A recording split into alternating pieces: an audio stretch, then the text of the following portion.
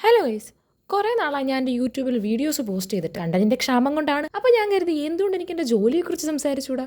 അതെ, ഞാൻ ഇന്ന് സംസാരിക്കാൻ പോകുന്നത് DHMCS കുറിച്ചാണ്, അഥവാ ഡിപ്ലോമ ഇൻ ഹോട്ടൽ മാനേജ്മെന്റ്. ഞാനിപ്പോൾ ഏതാണ്ട് 3 വർഷമായിട്ട് ഈ ഫീൽഡിൽ വർക്ക് ചെയ്യുന്നുണ്ട്. വിചാരിച്ച പോലെ അത്ര എളുപ്പമൊന്നുമല്ല കാര്യങ്ങൾ. 10ാം ക്ലാസ്സോ +2 പാസ് ആയാലോ അല്ലെങ്കിൽ ഫെയിൽ ആയാലോ നമ്മൾ ആദ്യം ചൂസ് ചെയ്യുന്ന ഓപ്ഷൻ ഒന്നെങ്കിൽ പോളി ഇല്ലെങ്കിൽ IT. ഇതൊന്നും പറ്റിയില്ലെന്നുണ്ടെങ്കിൽ ഹോട്ടൽ മാനേജ്മെന്റ്. അതാകുമ്പോൾ പെട്ടെന്നൊരു ജോലി കിട്ടും എന്നല്ലേ. അങ്ങനെ ചിന്തിച്ചിരിക്കുന്നവർക്കൊന്ന് നിൽക്കേ, നിങ്ങൾക്ക് വേണ്ടിയുള്ളതാണ് ഈ ഒരു വീഡിയോ. ഞാനും നിങ്ങളെ പോലെ +2 കഴിഞ്ഞപ്പോഴത്തേക്കും ഡയറക്റ്റായിട്ട് പെട്ടെന്നൊരു ജോലിയാണ് വേണ്ടത്, നമുക്ക് അത് സ്വന്തം കാലിൽ നിൽക്കാം, എന്നിട്ട് നമുക്ക് വേണമെങ്കിൽ ഇനിയും പഠിക്കാം ജോലി ചെയ്തുകൊണ്ട് എന്നൊരു മൈൻഡ് സെറ്റ് ആയിരുന്നു എനിക്ക്. അങ്ങനെയാണ് ഞാനും ഹോട്ടൽ മാനേജ്മെന്റ് തിരഞ്ഞെടുക്കുന്നതും നേരെ ട്രിവാൻഡ്രത്ത് വന്ന് നിന്ന് പഠിക്കാൻ തുടങ്ങിയത്. ചെയ്തത് ഡിപ്ലോമ കോഴ്സ് ആയിരുന്നു.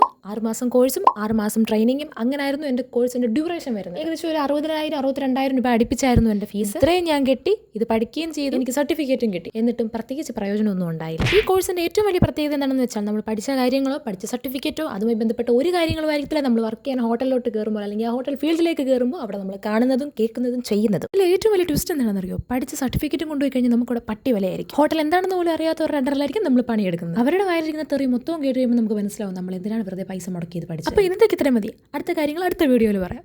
അപ്പോൾ ഓക്കെ, ബൈ.